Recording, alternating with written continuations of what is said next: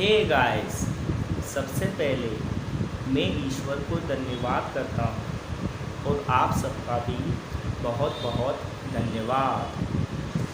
तो गाइस, आज की वीडियो उन सभी स्टूडेंट्स के लिए है जो स्टूडेंट्स एसएससी सीजीएल की तैयारी कर रहे हैं। जो भी स्टूडेंट एसएससी सीजीएल की तैयारी कर रहे हैं उन सभी के लिए आज की वीडियो है, क्योंकि आज की वीडियो में मैं आपको एसएससी सीजीएल का क्वेश्चन पेपर एक्सप्लेन करने जा रहा हूं, जो कि हेल्ड ऑन 6 मार्च 2020, जो कब हुआ था 6 मार्च 2020 को। इंग्लिश का जो एसएससी सीजीएल का क्वेश्चन पेपर हुआ था वो मैं आज आपको एक्सप्लेन करने जा रहा हूँ। इन डिटेल मैं आपको एक एक चीज़ डिटेल में बताऊंगा, तो आपको वीडियो को लास्ट तक देखना है गाइस। ओके, तो let's start the question paper को स्टार्ट करते हैं। जो गाइस पहला क्वेश्चन है, पहले क्वेश्चन को एनालाइज करते हैं। Select the correct passive form of the given sentence. आपको नीचे एक वाक्य दिया गया है जो कि एक्टिव में है। ये सेंटेंस है एक्टिव में। किसमें गाइस? एक्टिव में। और हमें इसका क्या बताना है? सही पैसिव। इसका सही पैसिव हमको सिलेक्ट करना है। तो देखो, the farmer is plugging the fields. जो किसान है वो क्या कर रहा है? खेतों पर काम कर रहा है। प्लग मीन्स क्या? खेती का काम करना या खेतों पर काम करना। The farmer is plugging the fields. किसान खेतों पर काम कर रहा है, ये एक्टिव है और हमें इसका पैसिव बताना है। तो सबसे पहले आपको याद रखना है, जो ये टेंस है ना गाइस, ये प्रेजेंट कंटिन्यूस का है। कौन सा है? PC means present continuous. ये एक्टिव है ना, प्रेजेंट कंटिन्यूस का है। तो जब प्रेजेंट कंटिन्यूस का पैसिव बनाते हैं तो सबसे पहले ऑब्जेक्ट रखते हैं, फिर क्या रखते हैं? इज़ एम या आर। जब एक्टिव को पैसिव में चेंज करते हैं ना गाइस, प्रेजेंट कंटिन्यूस के, तो पहले तो ऑब्जेक्ट आता है, फिर सिंगुलर ऑब्जेक्ट के संग इज़ आता है, बहुवचन के संग आर आता है और आई के संग एम आता है कि नहीं? प्लस में क्या आता है guys? Being, BEING, being, plus verb की थर्ड फॉर्म। तो ये पैसिव का स्ट्रक्चर है किसका? प्रेजेंट कंटिन्यूस का। क्योंकि प्रेजेंट कंटिन्यूस में एक्टिव है गाइस, तो पैसिव भी प्रेजेंट कंटिन्यूस में बनेगा। बिल्कुल करेक्ट बात है।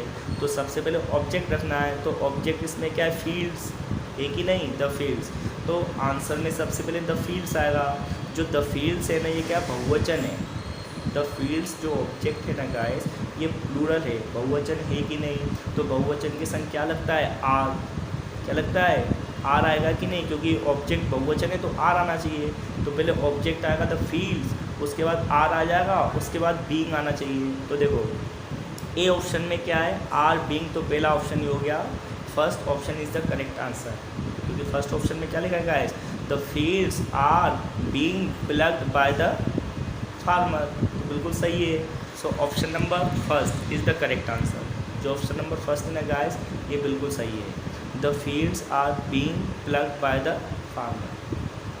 ठीक है गाइस, अब क्वेश्चन नंबर सेकंड को एनालाइज करते हैं गाइस। देखो, क्वेश्चन नंबर सेकंड में क्या बोला जा रहा है? Identify the segment in the sentence which contains the grammatical error. अब आपको क्या बताना है? आपको एक नीचे वाक्य दिया गया है, उस वाक्य में अगर ग्रामर की कोई गलती है, अगर सेंटेंस में कोई ग्रामर की मिस्टेक है ना, तो उस सेगमेंट को हमको आइडेंटिफाई करना है। ठीक है, तो देखो, अगर कोई एरर नहीं है तो क्या लिखना है? No error. अगर कोई एरर नहीं है तो नो एरर लिखना है। तो क्वेश्चन देख लेंगे इस क्वेश्चन को एनालाइज करते। देखो क्वेश्चन क्या बोल रहा है। देखो, दोज हु आर लेट, तो इसका मीन्स क्या होता है गाइस? जो लेट हुए हैं, they will not be allowed inside the classroom. उनको अनुमति नहीं दी जाएगी क्लासरूम में आने की। जो भी लेट हुए हैं उन्हें क्लास में आने की अनुमति नहीं दी जाएगी। इसका मतलब ये है, तो मैं आपको बता दूं, एक तो दो सब्जेक्ट है, दोज है, एक है यहाँ पे रिलेटिव क्लोज, हु है, हु आर। तो हु के संग देखो देखो अगर मैं इसको लिखूँगा who are late, who are late, तो इसका मीन्स कहता है जो लेट है, जो लेट है इसका मीन्स हो गया गाइस, हु आर लेट का मीन्स हो गया जो लेट है, जो देर से आए हैं, जो लेट हैं। अब उन्हें अनुमति नहीं दी जाएगी, तो उन्हें को बोलते हैं दोस्त, तो दोस्त फिर आ जाएगा दोस्त विल नॉट बी। क्या होना चाहिए सेंटेंस, हु आर लेट, जो लेट है। अगर मैं इनको अलग अलग वाक्य बना के बताता ना मैं आपको, तो मैं कैसे लिखता, पहले तो मैं ये लिखता who are late, those will not be, तो ये आ जाता those will not be allowed inside the classroom. तो जो ये दे है ना गाइस, ये अननेसेसरीली रखा गया है। जो दे है ना, इसका कोई रोल नहीं है यहाँ पे, दे नहीं होना चाहिए, क्योंकि दे के लिए कोई हेल्पिंग वर्ब भी नहीं है, क्योंकि दोस्त की हेल्पिंग वर्ब हो गई विल, हो गई कि नहीं, हु की हो गई आर। मैंने बताया था देखो दोज विल मैंने लिखा था दोज विल, तो जो विल है ना वो तो हेल्पिंग वर्ब दोस्त की है, और हु की हो गई आर। अब दे के लिए कोई हेल्पिंग वर्ब भी नहीं है, तो इसका यूज़ नहीं होना है यहाँ पे, अननेसेसरली दे को रखा गया है। तो सही आंसर ये होगा those who are late will not be allowed inside the classroom. ये आंसर होना चाहिए। जो दे है ना ये गलत रखा गया, गलत प्लेसमेंट है, ठीक है ना। There should not be the, okay, because already अपने पास दोज है, तो दोस्त की हेल्पिंग वर्ब विल हो गई, तो दे अननेसेसरली रखा गया, that's why there should not have been the, isn't it. I think you got it, ठीक है। तो अगर आपने रिलेटिव क्लोजेस सीखे होंगे, रिलेटिव प्रोनाउन सीखे होंगे, तो आपको पता होगा, ठीक है। तो मैं आपको बेसिकली बता रहा हूँ। अब देखो आपको दिख रहा है ना, ये वाला पोर्शन है ना, base they will not be allowed, ये गलत पोर्शन था, तो यहाँ पे दे नहीं आना चाहिए था, तो अपना क्या option number D is the correct answer. लिखा है कि ना they will not be allowed, तो ये गलत है, लिखा है ऑप्शन नंबर डी, ठीक है। तो ऑप्शन नंबर डी में गलती थी। अब क्वेश्चन नंबर 3 को एनालाइज करते हैं। क्वेश्चन नंबर 3 में क्या पूछा जा रहा है guys, select the most appropriate option to substitute the underline segment in the given sentence. आपको एक नीचे वाक्य दिया गया है, और आपका क्या उसमें क्या ढूंढना है, आपको कुछ सब्स्टिट्यूशन हो सकता है क्या उस सेंटेंस में। एक सेंटेंस है, एक वाक्य है, और एक अंडरलाइन उसमें एक शब्द है, तो उस शब्द की जगह और कुछ आना चाहिए या नहीं, ये आपको बताना है। If there is no need to substitute, यदि सब्स्टिट्यूट की ज़रूरत नहीं है, सिलेक्ट नो इम्प्रूवमेंट, आपको नो इम्प्रूवमेंट लिखना है। तो देखो फिर से बता देता हूँ मैं, तो ये सेंटेंस है, सेंटेंस क्या है, we came back because we had run out of money. तो इसका मीन्स क्या होता है गाइस, हम वापस आ गए। वी केम बैक का मीन्स हो गया हम वापस आ गए, बिकॉज किस, क्योंकि because we had run out of money, क्योंकि रन आउट ऑफ का मीन्स कहता है ख़त्म हो जाना, किसी चीज़ का ख़त्म हो जाना, ठीक है ना। रन आउट ऑफ पूरा एक फ्रेजल वर्ब है, तो हम वापस आ गए क्योंकि हमारे पैसे ख़त्म हो गए थे, जो हमारे पास पैसा था ना, ये सेंटेंस की फीलिंग है। अब आपको ये बताना है गाइस इस सेंटेंस में क्या मिस्टेक है। तो मैं आपकी जानकारी के लिए बता दूं, जो ये हेड है ना, रन है ना, तो रन तो क्या होती है सेकंड फॉर्म, क्या होती है देखो मैं तीनों फॉर्म बताता हूँ। फर्स्ट फॉर्म होती है रन RUN, सेकंड फॉर्म होती है RAN, क्या होती है RAN, और थर्ड फॉर्म भी होती है RUN, ठीक है। तो आप देखो जो हेड है ना, हेड के बाद हमेशा क्या आती है, हेड के बाद वर्ब की थर्ड फॉर्म आती है। ये पास्ट परफेक्ट का टेंस है, आपको पता है ना, पास्ट परफेक्ट में हेड आता है, फिर वर्ब की थर्ड फॉर्म आती है, तो ये क्या दे दी यहाँ पे सेकंड फॉर्म, तो यहाँ पे क्या रन होना था, रेन की जगह क्या होगा गाइस, रन ही होगा। RUN, तो ये वाला सेगमेंट गलत है, जो रन है ना RAN, उसकी जगह पे क्या आना था गाइस, RUN, इजंट इट। तो देखो ये वाला है ना, देखो दिखा है, देखो ये वाला पोर्शन गलत था, ये सेगमेंट है ना वी हैड रन, तो ये रन गलत था, रन की जगह पे क्या आना था, क्या आना था RUN, ये सही आंसर दे दिया, ठीक है ना, मतलब ये करके दे, इनने सही आंसर लिख के दे दिया। क्या आना था यहाँ पे, वी हैड रन, ये लिखा है ना, ये सही है, सॉरी यहाँ पे, सॉरी मैं बोलता हूँ RUN, ये सही तो लिखा है, ये आना, ठीक है ना, मतलब यहाँ पे ना आपको थर्ड फॉर्म रखनी थी, ये ठीक है ना, सेकेंड फॉर्म नहीं आएगी, थर्ड फॉर्म ही रहती है, आर यू एन ही आना है, आर एन नहीं आना था, आर यू एन आना था। बात करते क्वेश्चन नंबर 4 की, select the most appropriate antonym. अब आपको क्या बताना है, एंटो बताना है। एंटो मीन्स बिलोंग शब्द। Select the most appropriate antonym of the given word. आपको एक नीचे शब्द दिया है, आपको शब्द दिया गया है, तो मैं शब्द का मतलब बता दूँगा आपको, चारों शब्दों का मतलब बताऊँगा। ये शब्द है अपना परसिस्ट, लिखा है परसिस्ट। तो परसिस्ट का मीन्स क्या होता है गाइस, किसी चीज़ को बनाए रखना। परसिस्ट का मीन्स क्या होता है, किसी चीज़ को बनाए रखना, किसी चीज़ को बनाए रखना, किसी चीज़ को बनाए रखते हैं ना, उसको होते हैं परसिस्ट बोलते हैं। ठीक है, अब आपको इसका क्या बताना है, उल्टा बताना है, मतलब किसी चीज़ को रोक देना, किसी चीज़ को करते रहना, परसिस्टेंस बनाए रखना है, करते रहना, तो इसका उल्टा क्या होगा, किसी चीज़ को रोक देना, तो रोक देना बोलते हैं सीज। सीज मीन्स क्या होता है, रोकना। तो ये तो इसका एंटोनियम्स हो जाएगा। एंटो क्या होगा, जो परसिस्ट है ना गाइस, इसका एंटो हो जाएगा सीज, क्योंकि सीज का मीन्स होता है बंद करना, और परसिस्ट का मीन्स कहता है चालू रखना, होता है कि नहीं। कंटिन्यू, जो कंटिन्यू ना, ये तो इसका सिनोनियम्स हो जाएगा। कंटिन्यू क्या होगा, कंटिन्यू जारी रखना, और परसिस्ट का मीन्स भी होता है जारी रखना, ये तो सिनोनियम्स हो गए। ठीक है ना, तो आंसर सीज हो गया। अब इंसिस्ट क्या होता है, इंसिस्ट मीन्स होता है ज़बरदस्ती करना। इंसिस्ट क्या होता है, ज़बरदस्ती करना। ठीक है ना, बोलते हैं ना insist on, she insisted on talking to her father. ठीक है ना, उसने जिद की अपने पिताजी से बात करने के लिए, मतलब इंसिस्ट का मीन्स कहता है जिद करना। रिमेन का मीन्स होता है बनाए रखना। रिमेन का नाम, रिमेन मीन्स बचा हुआ, रिमेन का मीन्स कहता है बचा हुआ। जो रिमेनिंग अमाउंट होता है ना, रिमेनिंग अमाउंट या रिमेनिंग मूवी, तो बचा हुआ। तो मैंने चारों का मतलब बता दिया और आंसर भी बता दिया। आंसर होगा सीज।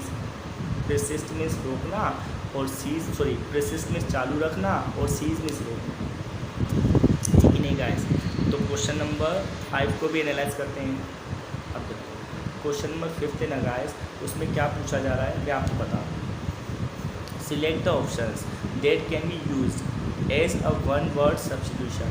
तो एक क्वेश्चन है अपना कौन सा, वन वर्ड सब्स्टिट्यूशन, मतलब OWS। किसका क्वेश्चन ये, वन वर्ड सब्स्टिट्यूशन का क्वेश्चन है। ठीक है, आपको अनेक शब्द दिए गए और उसको आपको डिस्क्राइब करना है एक शब्द में। बोलते हैं ना अनेक शब्दों का एक शब्द, वो आपको बताना है। तो मैं आपको बताता हूँ। अब क्या है, हैविंग टू अपोजिंग फीलिंग। देखो, हैविंग टू अपोजिंग फीलिंग्स, तो इसका मीन्स क्या होता है, दो अलग अलग फीलिंग्स होना, दो अलग अलग भावनाएं होना, एट द सेम टाइम, एक ही समय में दो अलग अलग भावनाएं आना। तो इसको एक शब्द में बताना है। तो वैसे मैं इसका आंसर बताता हूँ। इसका आंसर है एम्बीवैलेंट। ये वाला आंसर है, option number A is the correct answer, ambivalent. अब क्यों है, तो मैं आपको ये बात बता दूँ, जब भी किसी शब्द से पहले आपको एम दिख जाए, AMBI, ठीक है ना, AMBI दिख जाए, तो याद रखना जो MB है ना, किसी दो चीज़ों को एक साथ कार्य करता है। जब भी किसी शब्द में, रूट वर्ड में आपको MB दिख जाए, तो MB मीन्स क्या होता है, दो चीज़ों पर कार्य करने वाला। जैसे आपने सुना है एम्बीवोरस, तो एम्बीवोरस क्या होता है, जो मांसाहारी भी होता है और शाकाहारी भी, उसको होता है एम्बीवोरस। मतलब जो वेजिटेरियन भी होता है, नॉन वेजिटेरियन भी, उसको क्या बोलते हैं, एम्बीवोरस। ऐसे ही मैं बोलूँगा आपको एम्बीडेक्स्ट्रस। तो एम्बीडेक्स्ट्रस का मैं समझते हो, जो राइट हैंड और लेफ्ट हैंड दोनों से लिख सकता है, उसको बोलते हैं एम्बीडेक्स्ट्रस। बोलते हैं कि नहीं। तो अब आपको समझ में आ गया, एक बार में जब दो फीलिंग आएगी एक ही समय पे, तो उसको क्या बोलते हैं, एम्बीवेलेंट। क्योंकि एम्बी का मीन्स होता है दो चीज़ों को कोई चीज़ एक साथ होनी। ठीक है, तो आंसर तो मैंने आपको बता दिया। तो एम्बीवेलेंट का मीन्स क्या हो गया, दो चीज़ें एक साथ होना, मतलब कोई फीलिंग पॉजिटिव और नेगेटिव, जब अपने माइंड में ना पॉजिटिव और नेगेटिव फीलिंग दोनों साथ चलती है ना, तो उसको बोलते हैं एम्बीवेलेंट। अब जो एक ये लिखा है इक्विलेंट, जो इक्विलेंट है, तो इक्विलेंट तो आपको पता है मैथ का एक टर्म है, मैथमेटिक्स में आपने सुना होगा। जो लिखा ना एक्विलेंट, तो एक्विलेंट का मीन्स कहता है समान, जो एक समान होते हैं। ठीक है ना, जो इक्वल होते हैं ना, उसको बोलते हैं एक्विलेंट। ठीक है, अब कोइंसिडिंग, तो आपको पता होगा एकदम से कोइंसिडेंट होता है ना, एक साथ मिलते हैं तो उसको नहीं कोइंसिडेंट, ठीक है ना, मतलब भाग्यवश, ठीक है ना, कोइंसिडेंट। कंटम्परेरी, तो कंटम्परेरी का मीन्स क्या होता है, समकालीन, मतलब एक ही समय के, ठीक है ना, समय को बताता है, क्या होता है समय को। तो ये समय के बारे में जैसे बोलते हैं ना, mister Sachin and mister Kambli, mister Sachin Tendulkar and mister Kambli are contemporary player. Mister Sachin Tendulkar and mister Ganguly नहीं था, Vinod Kambli, mister Sachin Tendulkar and mister Vinod Kambli are contemporary players. जो सचिन तेंदुलकर थे ना, वो जो विनोद कामली सर थे, दोनों ने एक संग स्टार्ट खेलना शुरू किया था, तो मतलब एक ही समय के प्लेयर थे। इसका ये मीन्स होता है समकालीन। आई होप गाइस आपको समझ में आ रहा होगा। क्वेश्चन नंबर नेक्स्ट को एनालाइज करते हैं गाइस। क्वेश्चन नंबर 6 देखते हैं। देखिए, select the correct indirect form, select the correct indirect form of the given sentence. अब आपको नीचे एक डायरेक्ट स्पीच में एक वाक्य है और आपको क्या बनानी है, उसकी इनडायरेक्ट स्पीच बतानी है। तो क्या लिखा है सेंटेंस, क्या देखो, what a rare flower she said, देखो लिखा है व्हाट अ रेयर फ्लावर। अब उसके बाद क्या एक्सक्लेमेटरी मार्क है, एक्सक्लेमेटरी मार्क है, तो देखो Mahadev, what a rare flower she said. अब उसने कहा, उसने क्या कहा, व्हाट अ रेयर फ्लावर, क्या रेयर फ्लावर है, रेयर मीन्स जो बिल्कुल मुश्किल से ही दिखता हो, पता है, रेयर केसेस बोलते हैं, मतलब जो अद्भुत। उसने क्या बोला, क्या अद्भुत फ्लावर है। तो आपको याद रखना है, जब भी एक्सक्लेमेटरी सेंटेंस होगा, जब भी एक्सक्लेमेटरी सेंटेंस होगा ना, तो उसकी इनडायरेक्ट बनाएंगे तो हम वेरी का यूज करते हैं। जो वेरी एडवर्ब है ना, इसका तो यूज करना ही है। जब भी आप इनडायरेक्ट स्पीच में कोई सडन फीलिंग आ जाए, एकदम से हैरान करने वाली चीज़ आए, उसको बोलते हैं एक्सक्लेमेटरी सेंटेंसेस। तो एक्सक्लेमेटरी सेंटेंसेस में ना, जैसे व्हाट अ रेयर फ्लावर आ जाए, व्हाट अ ब्यूटीफुल गर्ल आ जाए, व्हाट अ हैंडसम बॉय आ जाए, तो आप इनडायरेक्ट में एडवर्ब वेरी तो रखते ही हैं। तो एक बार देख लेते हैं इसमें है क्या। देखो फर्स्ट वाले में तो वेरी है नहीं, इनडायरेक्ट में, इसमें भी नहीं है। तो देखो वेरी सीधे सीधे अपन को ऑप्शन नंबर डी में मिल रहा है कि नहीं, वेरी, ठीक है। तो ये बिल्कुल सही है, ये मैंने आपको ट्रिक बता दी। What a beautiful girl, what a handsome boy, ठीक है ना, what a big building, what a small leaf, समझा ना, ये सब चीज़ें मिल जाएँ।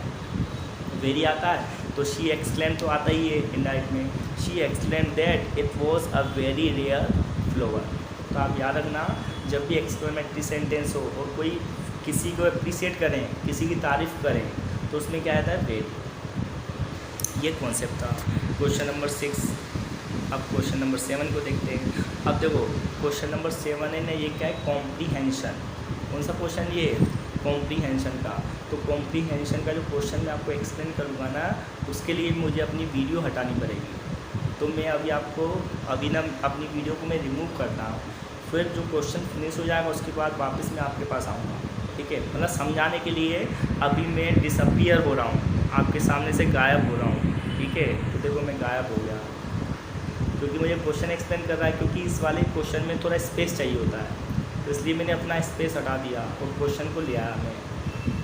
तो देखो क्वेश्चन क्या है, fill in the following passage, some words have been deleted. अब क्या करना है, नीचे आपको पैसेज दिया गया है, उसको फिल करना है, जो शब्द हट चुके हैं। Fill in the blanks with the help of the alternative given, मतलब आपको नीचे अल्टरनेटिव दिए गए हैं, उनमें से जो सही अल्टरनेटिव को आपको फिल करना है।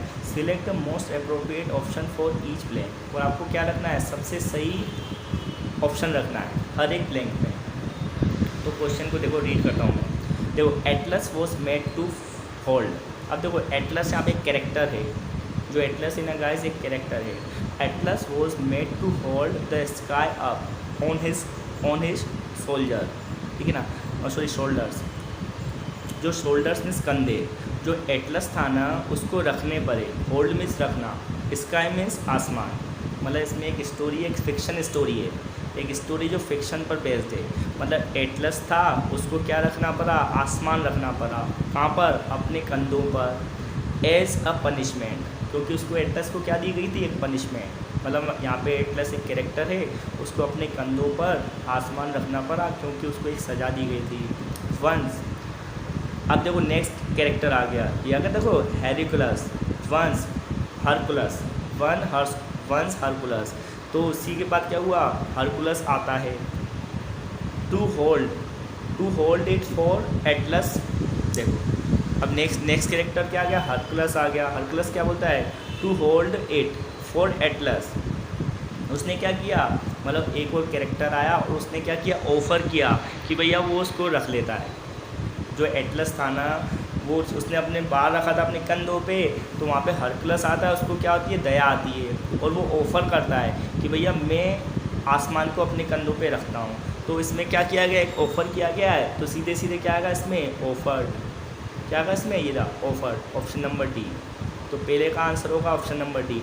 अब ये तो होगा नहीं एक्सटेंडेड, तो एक्सटेंडेड का मीन्स तो ज़्यादा करना, तो जो हरकुलस आएगा वो ज़्यादा वजन को ज़्यादा करेगा क्या, उसने ऑफ़र किया ना कि भैया मैं आपका वज़न उठा लेता हूँ। अफोर्डेड का मीन्स कहता है, अफोर्डेड का मीन्स तो होता है किसी चीज़ को क्या करना, जैसे किसी चीज़ को ख़रीदने में अपन सक्षम होते हैं, जैसे बोलते हैं ना आई कैन अफोर्ड दिस, तो मतलब मैं इसको ख़रीद सकता हूँ। जब हम किसी चीज़ को बाय करते हैं ना, परचेस करते हैं, तो हम कैपेबल होते हैं कोई चीज़ परचेस करने के लिए, तो अफोर्ड का यूज़ करते हैं। ऑर्डर तो आएगा नहीं, तो ये तीनों गलत है। तो आंसर क्या है, ऑफर्ड। तो हरकुलस ने क्या ऑफ़र किया किसको, एटलस को, कि आपके जो कंधों पर वजन है वो मैं रख लेता हूँ। अब सेकंड वाले को ऑप्शन को देखते हैं, देखिए वाइल। अब उसके बाद क्या हो, देखो for Atlas while the latter went. अब लेटर मीन्स बाद वाला, लेटर मीन्स क्या था गाइस, लेटर मीन्स बाद वाला। लेटर वेंट लुकिंग, जो बाद वाला कौन था, बाद वाला मीन्स एटलस, मतलब हरकुलस ने वजन अपने ऊपर रख लिया, ठीक है ना, उसने ऑफ़र किया। फिर जो अपना जो एटलस भैया आते वो कहाँ चले गए, लुकिंग, मतलब ढूंढने। लुक के संग पता है ना, लुक फॉर गोल्डन एप्पल, आपने सुना हो लुक फॉर, ये एक फ्रेजल वर्ब है। ये क्या है, फ्रेजल वर्ब है। तो जो अपने जो एटलस भैया थे वो क्या ढूंढने चले गए, किसको, गोल्डन एप्पल्स को। तो सेकंड में क्या होना चाहिए, सेकंड ब्लैंक में ये वाला ऑप्शन होना चाहिए। देखते हैं, ये देखो हैगा, तो क्या जाएगा, लुक फॉर। आंसर क्या बनेगा, लुक फॉर, ठीक है।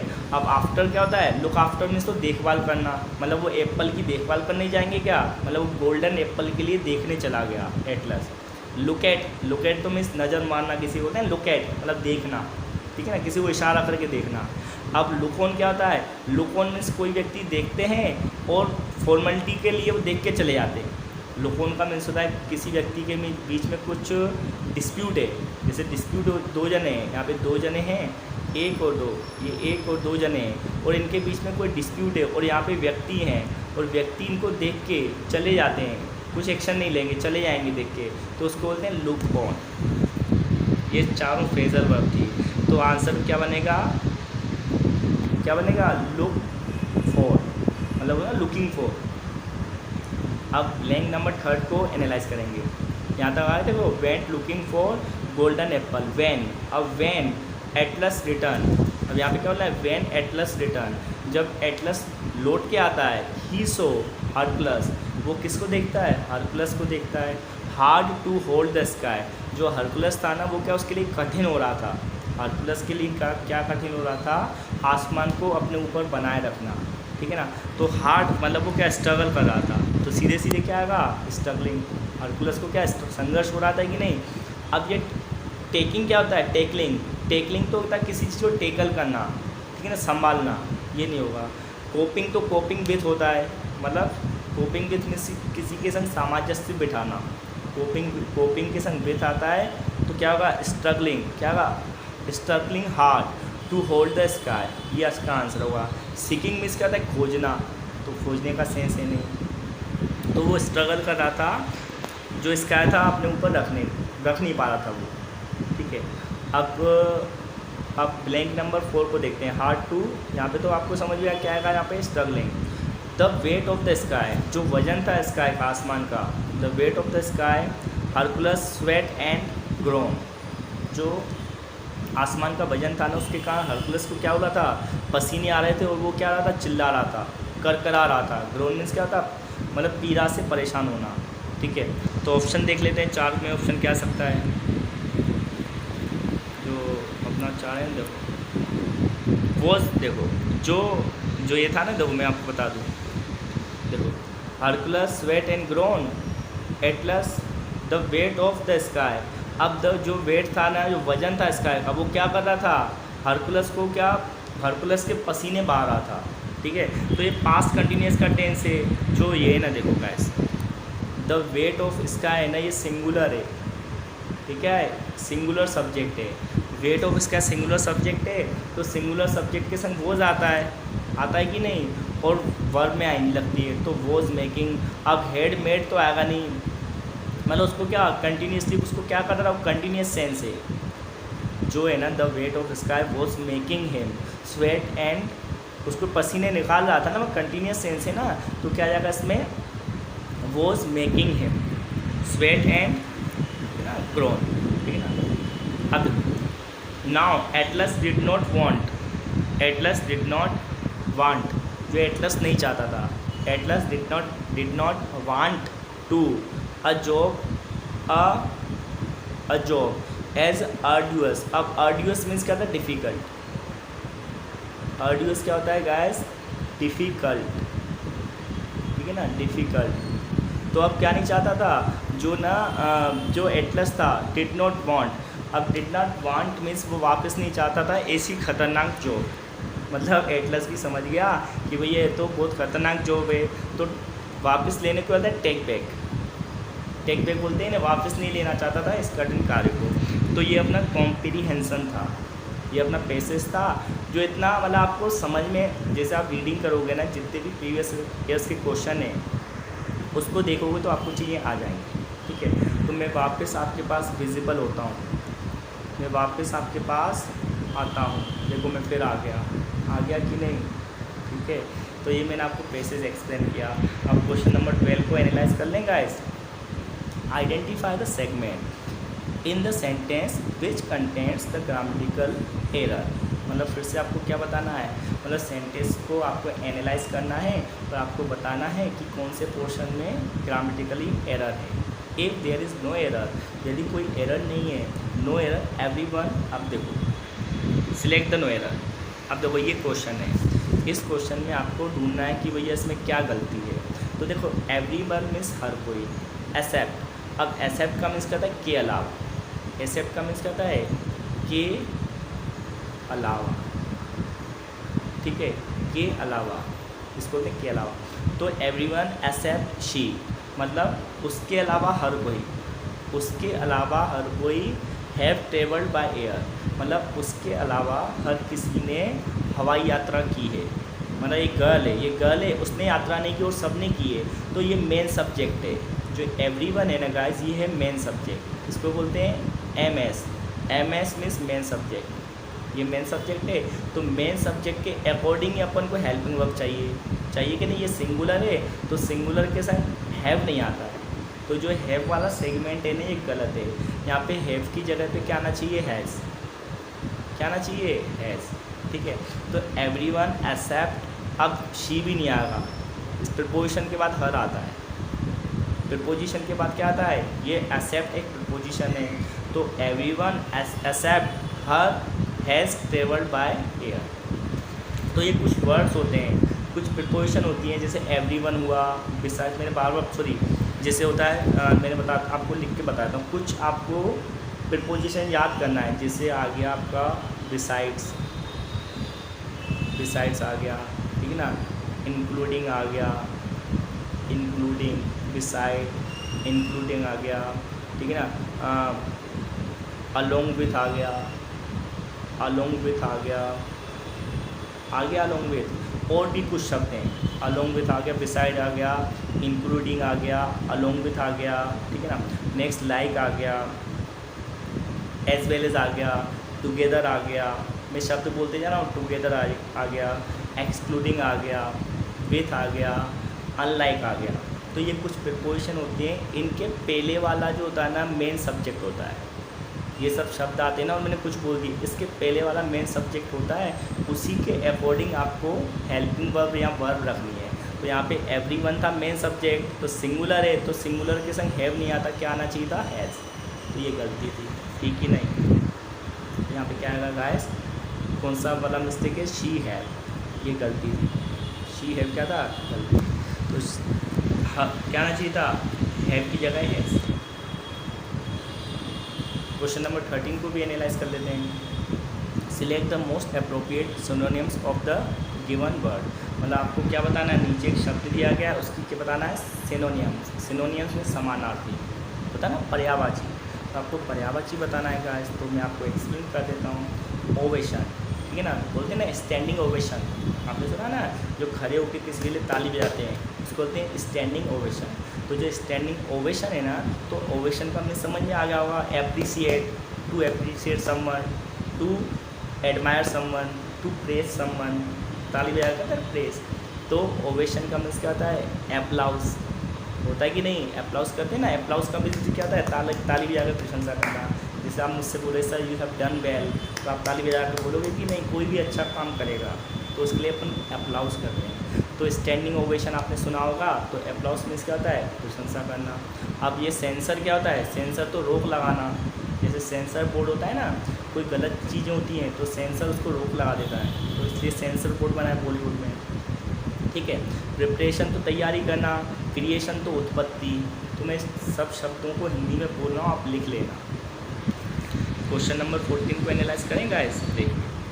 Select the options that can be used as a one word substitution. तो क्वेश्चन किस क्या हो गया, फिर से OWS किसका क्वेश्चन है गाइस, ये वन वर्ड सब्स्टिट्यूशन का, ठीक है। One word substitution for the given group of word या फ्रेज। तो ये पूरा एक शब्दों का समूह है, शब्दों का समूह है, और आपको एक शब्द में बताना है, इसका बताना है एक शब्द में क्या बोलेंगे। तो देखो क्वेश्चन क्या है, अ ग्रुप ऑफ शेप, क्या है, अ ग्रुप ऑफ शेप्स। तो आपको समझ में आ गया होगा, अ ग्रुप ऑफ शेप्स का मीन्स क्या होता है, जहाज़ों का समूह, ठीक है ना। मतलब जिस पे जहाज़ होते हैं ना, बहुत सारे जहाज़, उसको क्या बोलते हैं, जहाज़ों के झुंड को क्या बोलते हैं, तो मैं बता दूँ, उसको बोलते हैं फ्लीट। जो फ्लीट होता है ना, फ्लीट, FLEET, तो जहाज़ों के झुंड को बोलते हैं फ्लीट, ठीक है। ये पता है, ये चारों क्या आपके, ये चारों जो शब्द हैं ना, ये कलेक्टिव नाउन है। अगर आपने नाउन अच्छे से सीखे होंगे तो आपको माइंड में आ रहा होगा। जैसे होते हैं bunch of keys, bunch of keys आपने सुना होगा, मतलब चाबियों का गुच्छा, ये गुच्छा था कि नहीं, ठीक है ना। जैसे होते हैं टीम, तो टीम क्या है, ग्रुप है। क्लास, क्लास भी क्या है, क्या है, कलेक्टिव नाउन है, समझ आनी चाहिए। तो ऐसे ही क्या है, फ्लीट, तो फ्लीट क्या होता है, अ ग्रुप ऑफ शिप्स, ठीक है। अब ये स्क्वाड होता है, स्क्वाड, तो स्क्वाड का मीन्स क्या होता है, ग्रुप ऑफ आर्मी, जो आर्मी का ग्रुप होता है ना उसको स्क्वाड बोलते हैं। या फ्लाइंग स्क्वाड, सब ना होगा आपने, फ्लाइंग स्क्वाड, जैसे बोर्ड एग्जामिनेशन होते हैं तो हम चेकिंग के लिए कुछ टीम आती है जिसको कहते हैं फ्लाइंग स्क्वाड, आपने सुना होगा। तो ये होता है आर्मी के रूप में यूज करते हैं। स्वॉर्म क्या होता है, इंसेक्ट, ग्रुप ऑफ इंसेक्ट, जो कीड़े मकोड़े होते हैं ना उनका ग्रुप होता है, उनको बोलते हैं स्वॉर्म। और जो कॉलोनी होता है इसको बोलते हैं ग्रुप ऑफ आंट, जो चींटियाँ होती हैं चींटियों का ग्रुप, उसको बोलते हैं कॉलोनी, ठीक है। तो ये मैंने कुछ बता दिया आपके, और आंसर क्या है इसका। क्वेश्चन नंबर 15 को भी एनालाइज करते हैं गाइस, और कमेंट करके बताना गाइस आपको क्लास कैसी लग रही है, ठीक है ना। If you like my video तो please like share and subscribe जरूर कर देना, ठीक है ना। शायद इससे किसी का बेनिफिट हो, मेरा नहीं हो, शायद किसी और का हो जाए जो तैयारी कर रहा है, ठीक है। तो अपन को अच्छी इंटेंशन के साथ, मतलब अच्छे इरादे के संग एक्टिविटीज़ करनी है। जैसे मैं अभी आपको एक्सप्लेन कर रहा हूँ, तो मेरी इंटेंशन बिल्कुल सही होनी चाहिए, किसकी, ओनली टीचिंग, ठीक है ना। अगर आपको अच्छा लगे तो आप लाइक शेयर सब्सक्राइब करिए, okay. If you don't like so don't like share and subscribe, क्योंकि इंटेंशन ही क्या है, अच्छा लगे तो अच्छा करिए, नहीं लगे तो कोई बात नहीं, ठीक है। So what ever you think you can do. Select the most appropriate synonyms of the given word. तो नीचे फिर से आपको शब्द दिया गया है, उसकी आपकी क्या बतानी है, सिनोनिम्स बतानी है, मतलब समानार्थी, ठीक है। अब शब्द क्या है, प्रेफर्ड। तो प्रेफर्ड का मीन्स क्या होता है, पसंद करना। आपको बताया ना, I prefer milk to tea, I prefer milk to tea. तो मैं क्या पसंद करता हूँ, टी को ज़्यादा पसंद करता हूँ, किससे, मिल्क से। तो हमने सुना भी होगा प्रेफर, ठीक है ना। तो प्रेफर का मीन्स का मतलब क्या होता है, पसंद करना। तो फियर तो डरना होता है, ये तो सिनोनिम्स नहीं होगा। अब कंपेयर्ड तो तुलना करना होता है। एडोर्ड तो मीन्स कहता है बेहद प्यार करना, बोलते हैं ना, जिसमें जब हम किसी व्यक्ति को लव एंड रिस्पेक्ट दोनों करते हैं तो उसको अडोर बोलते हैं। तो अडोर तो आना नहीं है, आ गया फेवरेट, सही है, क्या होना चाहिए, फेवर्ड, ठीक है ना। मतलब प्रेफर मीन्स क्या होता है किसी चीज़ को ज़्यादा पसंद करना, फेवर करना।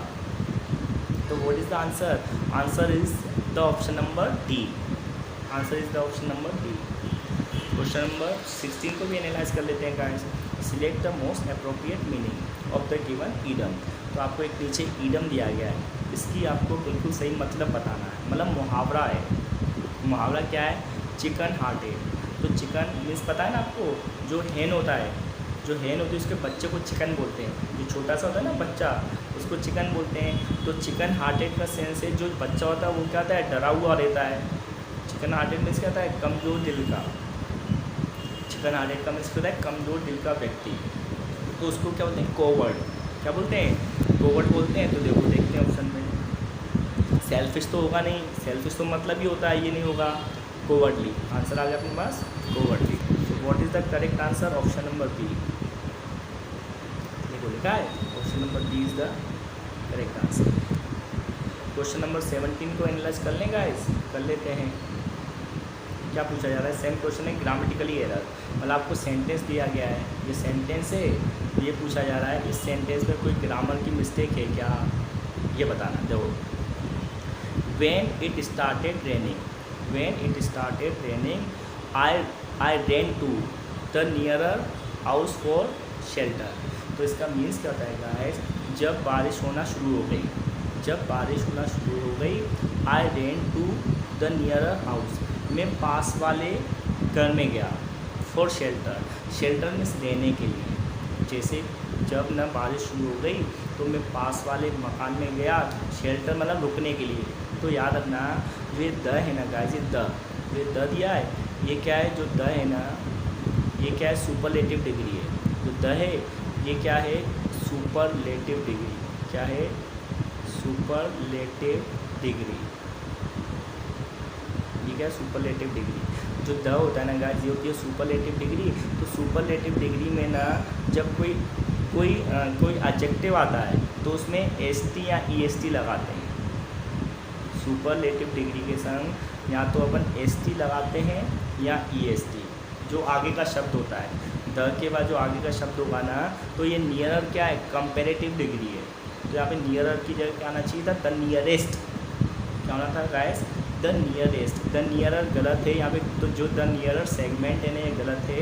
इसमें क्या जो टर्म कौन सा आना चाहिए था, द नियरेस्ट, मतलब पास वाले, बिल्कुल पास वाले घर में गया, ये गलती थी। तो देखो आंसर मिल गया अपन को। देखो लिखा है द नियरेस्ट आना था, जो सुपरलेटिव डिग्री है। ठीक है गाइस, क्वेश्चन नंबर 18 को एनालाइज कर लेते हैं। Why not. देखो, given below are 4 jumbled sentence. अब कौन सा क्वेश्चन आ गया अपना, जम्बल्ड मीन्स क्या होता है, आपको नीचे 4 सेंटेंसेस दिए हैं, दिए गए हैं। अब चारों सेंटेंसेस ने जंप कर गए हैं। क्या कर गए गाइस, मतलब डिसऑर्डर में, उनको ऑर्डर में रखना है, मतलब सीक्वेंस में रखना है। ठीक है, तो इसको रीडिंग करना आवश्यक है। ये 4 सेंटेंस है ना, इनको पहले तो समझना और रीड करके आप अच्छे से अगर एनालाइज करोगे। तो मैंने आपको एक ट्रिक बताई है, जब भी आप जम्बल्ड सेंटेंस सोल्व करोगे ना, तो सबसे पहले आपको यूज़ करना है नाउन। जब भी किसी पैराग्राफ की स्टार्टिंग होती है, जब भी हम पैरा जम्बल्ड सोल्व करते हैं ना, तो सबसे पहले स्टार्टिंग नाउन से होगी या देयर से। ये तो आपको याद रखना है, या तो सेंटेंस किसी नाउन से होगा या देयर से। अब देखो, मच तो नाउन है नहीं, मच क्या है, मच तो एडजेक्टिव है, तो मच से तो स्टार्टिंग होगा नहीं सेंटेंस। बोथ भी क्या है, अपना एक एडजेक्टिव है, ठीक है ना, ये भी नहीं होगा बोथ से भी। अब दिस फ्रंट भी क्या है, एक प्रोनाउन है। दिस क्या है, एक प्रोनाउन है। अब ये एंड्रू आ गया, एंड्रू एक नाउन है कि नहीं, ये नाम है, सॉरी आंड्रे, ठीक है, एंड्रे। तो आंड्रे मैगिनोट एक नाउन है, तो स्टार्टिंग तो भैया डी से ही होगी। तो जो ए वाला ऑप्शन तो हट गया, बी वाला, ये दोनों तो हट गए ए बी। अब 2 बचे हैं सी डी। अब सी डी में से एक आंसर होगा। तो एक बार अपन रीड करते हैं। तो देखो, Andrew Maginot Andre Maginot had fought a war. जो आंद्रे मैगिनॉट थे ना, उन्होंने क्या किया था, एक युद्ध को लड़ा था। वॉर विद द फ्रेंच, मतलब किसकी तरफ से, फ्रेंच के साथ, मतलब फ्रेंच का उन्होंने फेवर किया था अगेंस्ट द जर्मन। और उन्होंने किसका विरोध किया था, जर्मनी का। मतलब जो एंड्रे मैगिनॉट है ना, उन्होंने युद्ध लड़ा किसकी तरफ से, फ्रेंच की तरफ से, और किसके खिलाफ, जर्मन्स के खिलाफ। तो ये बिल्कुल सही है। अब देखो उसके बाद क्या आएगा अपना, ए को देखते हैं। अब ए को देखते हैं, much of this war had taken. तो देखो इसमें वॉर की बात थी, देखो ये वॉर था, तो वॉर के बारे में ही आगे बता रहा है कि नहीं, तो बिल्कुल सही है। तो अपनी डी और ए की कॉम्बिनेशन बैठ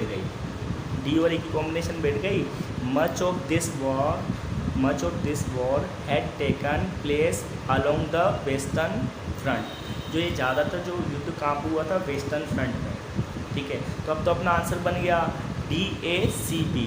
आंसर क्या बनेगा, देखो दिया DACP बन गया, ठीक है ना। उसके बाद सी पे आएंगे, दिस फ्रंट वॉज। अब आ गया, देखो एक फ्रंट था, अब फ्रंट को ही आगे लेके चल रहे हैं, तो फ्रंट आ गया कि नहीं। This front was a line of trenches. This front was a line of trenches which the two sides faced each other. मतलब जो ये था, ये क्या ट्रेंचेस थे, मतलब जिसमें दोनों साइड को क्या करना था, फाइट करना था। मतलब थोड़ी जटिलता थी फाइट में, उनको ये देखनी थी, ठीक है। अब हो गया, both side had dug in deep end. जो दोनों साइड थी वो क्या, डग इन मतलब नीचे की तरफ गई, dug in deep and each lost many men over little ground. छोटा सा ग्राउंड था, उन्होंने डग किया, डग खोदा, ठीक है, डग इन किया, नीचे की तरफ गए, तो बहुत सारे लोग वहाँ पे क्या एक्सपायर हो गए। तो ये था अपना।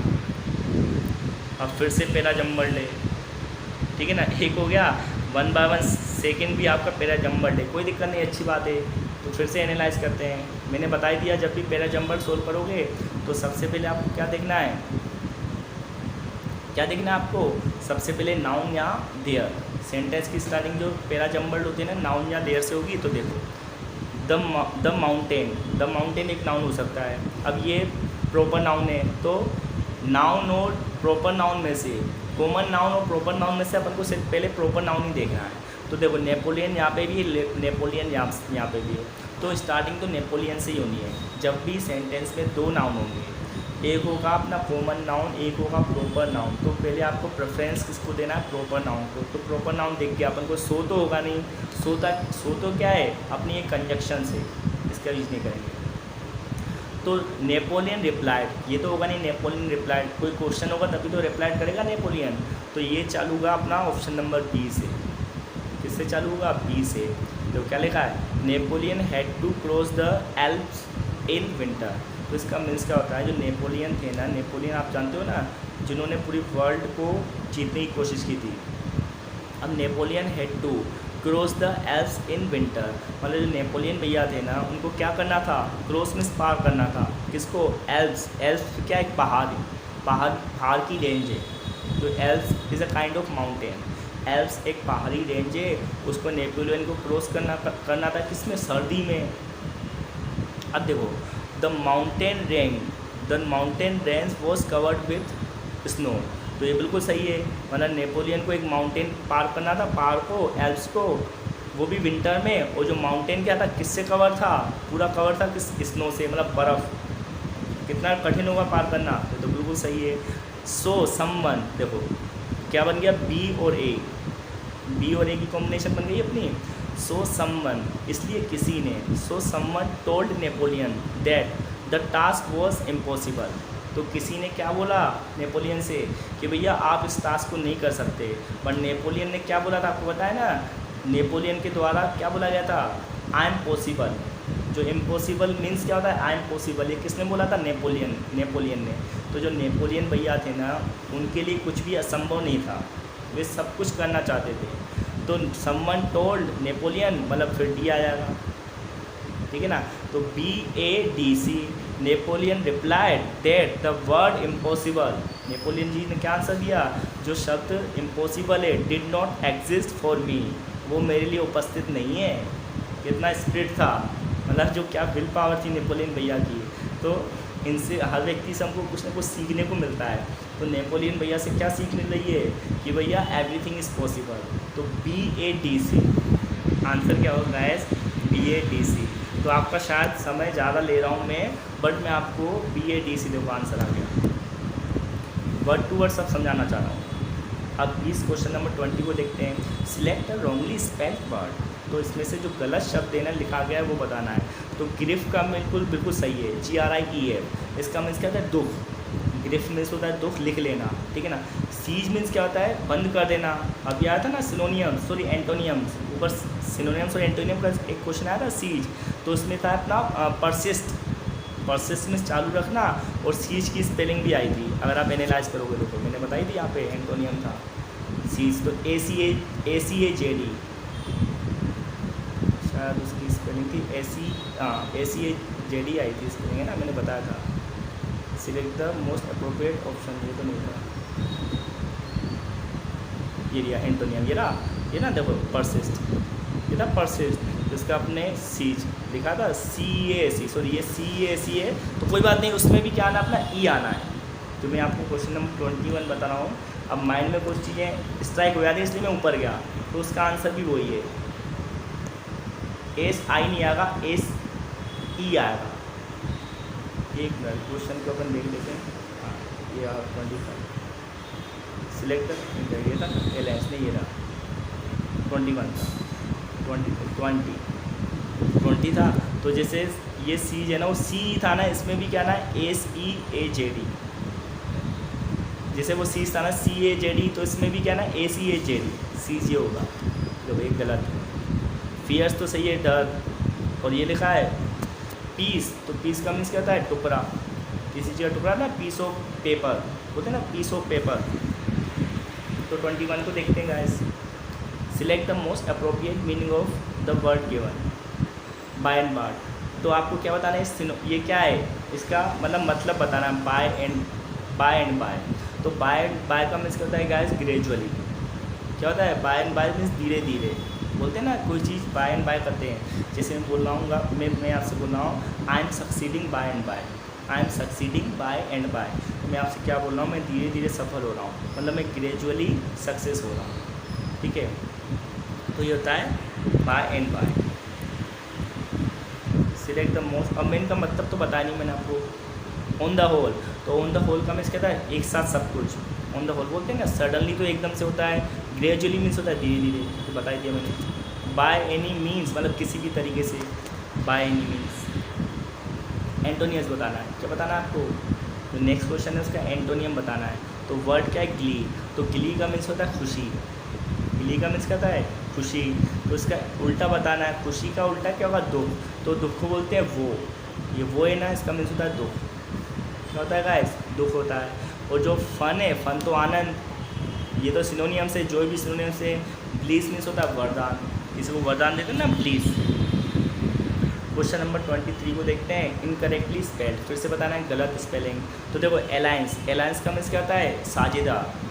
जो ग्रुप होते हैं ना, जो अलायंस होते हैं, जैसे अपन जैसे होते हैं NDA, तो NDA का फुल फॉर्म पता है आपको, और नेशनल एक तो होता है नेशनल डिफेंस एकेडमी, ठीक है ना, एक क्या होता है नेशनल डेमोक्रेटिकल अलायंस। NDA जो BJP की सरकार है ना, उसको NDA बोलते हैं। तो NDA का मीन्स क्या है, नेशनल डेमोक्रेटिकल अलायंस। तो अलायंस मीन्स क्या होता है, समूह, ग्रुप, ठीक है। और एक्विटेंस की स्पेलिंग गलत है, ये लिखा है एक्विटेंस, तो एक्विटेंस में E नहीं आता, A आता है। जो ये E लिखा है ना गाइस, ये स्पेल्ड गलत है। एक्विटेंस में E नहीं आएगा, A आएगा। और एक्विटेंस का मीन्स क्या होता है, परिचित।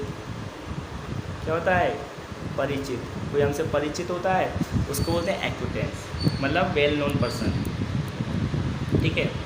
अब देख, अबेंडन तो मीन्स क्या होता है, अबेंडन मीन्स त्यागना होता है, ये भी नहीं होगा। अब क्वेश्चन नंबर 24 क्या ब्लैंक का है। The roof of the old building dash during the storm. जो पुरानी बिल्डिंग थी ना, उसकी जो छत थी वो क्या हो गई, क्या हो गई भैया, हाँ अब क्या हो गई मैं बताता हूँ। जो लिखा है ना स्क्रैच, तो स्क्रैच तो मीन्स क्या होता है, जो स्क्रैच आते हैं ना, जैसे अपनी बॉडी पे आते हैं, या कोई कूपन होता है उसको स्क्रैच करते हैं, मतलब खदोड़ना, ये नहीं होगा, मतलब वो गिर जाना। डेमोलिस्ट क्या होता है? डेमोलिस्ट में तोड़ देना, ठीक है ना, जैसे होते हैं, जैसे स्टेचू डेमोलिस्ट, मतलब स्टेचू को तोड़ दिया गया था। डिस्ट्रॉय मीन्स क्या होता है? बर्बाद करना। तो आंसर क्या हो? कोलैप्स जाना, गिर जाना, मतलब कोई चीज़ ना खुद ही गिर जाती है तो उसको बोलते हैं कोलैप्स, ठीक है ना। कोलैप्स मीन्स ढह जाना या गिर जाना। तो what is the answer? Question number 25 देख लें एक बार। She says the magician had, देखो select the most appropriate option to fill the blanks. तो फिलर्स का क्वेश्चन है। She says how the magician had perform, she says how the magician had perform the rope trick, मतलब देखो वो क्या हो गई, वह आश्चर्यचकित हो गई कि कैसे जादूगर ने जो रोप थी, रस्सी थी, उसकी ट्रिक बताई, ठीक है ना। तो आश्चर्यचकित होने को बोलते हैं वंडर्ड। क्या होते हैं? ऑप्शन नंबर डी इसका करेक्ट आंसर है, शी वंडर्ड। अब इसमें सस्पेक्टेड तो आएगा नहीं। सस्पेक्टेड का मीन्स क्या होता है? किसी पे शक करना। ये तो होगा नहीं, उसने शक किया, क्या शक तो नहीं किया, वंडर्ड हो गई। डेवलिस्ट मीन्स क्या होता है? मतलब किसी चीज़ के लिए उत्सुक होना, ठीक है। और पजल मीन्स क्या होता है? किसी को सॉल्व करना। तो सीधे सीधे क्या होगा? वंडर। तो ये 25 क्वेश्चन थे, आंसर है वंडर। तो गाइस मैंने कोशिश की, मैंने एक प्रयास किया आपको जो प्रीवियस ईयर्स का एग्ज़ाम था एसएससी सीजीएल का, जो एसएससी सीजीएल का एग्ज़ाम हुआ था ना आपका, उस जो 2020 में, ठीक है।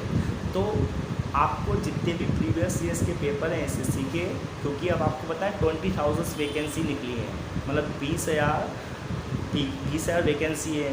तो आप भी इस एग्ज़ाम को क्रैक कर सकते हो। बट आपको क्या करना है? इंग्लिश का वेटेज हर एक उसमें आएगा टीयर में, जो इंग्लिश है ना हर एक टीयर में पूछी जाएगी। तो आपको क्या करना है? जितने भी प्रीवियस ईयर्स के एग्ज़ाम के पेपर हैं एसएससी सीजीएल के, उनको आप अच्छे से देख लो, क्योंकि मोस्टली क्वेश्चन उसी में से पूछे जाते हैं। ठीक है, तो मैं क्लास को यहीं पे ओवर करता हूँ। तो एक बार मैं आपसे फिर से आपका बहुत धन्यवाद करता हूँ, आपका बहुत थैंकफुल करता हूँ कि अगर आप मेरी वीडियो तक यहाँ तक आए होगे, तो thank you so much for this. और पसंद आई हो तो लाइक, शेयर और सब्सक्राइब कर दीजिए, और कमेंट ज़रूर करना कि आपको वीडियो कैसी लगी। That's it for today. जय हिंद।